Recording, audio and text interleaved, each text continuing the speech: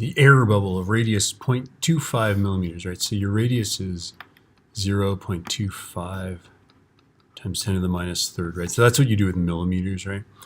There's the viscosity, right, is 1.0 times 10 to the minus third Pascal seconds, right? And then here's the density of the air, density of the liquid, right?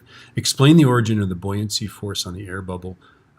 Talk about the hydrostatic pressure, right? The lower you go down into a fluid, the higher the hydrostatic pressure, right? So that means at the bottom of this bubble, right? Talk about the pressure down there and the pressure there. There's two different pressures, right? If there's two different pressures, isn't there a difference of force, a net force, right? Obviously, the pressure below here is a little bit more than the pressure above is a little less, right?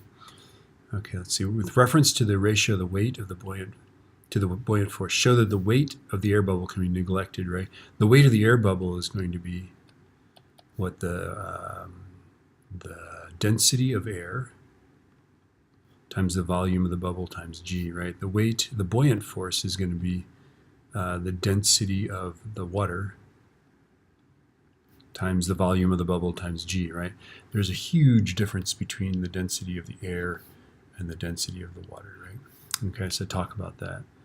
Calculating the terminal speed, you're going to set the buoyant force equal to the drag force, okay? So that's kind of fun, right? Normally it's like the weight is a bit more than the, or something like that, right? But in this case, it's the buoyant force, right? And your buoyant force is the, the density of the water, right? Because we're going to neglect the force of gravity, right? Times the volume of the bubble, right? So there's your radius. Use the formula for the volume of a sphere, right? Times g,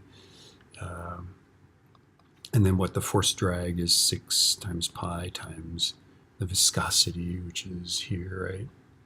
Okay, times r times v, right? And then you can find the terminal speed. I added a question to this. And so I said, talk about what's going to happen to the size of the air bubble as it goes up, right? And that, of course, has to do with the pressure as well.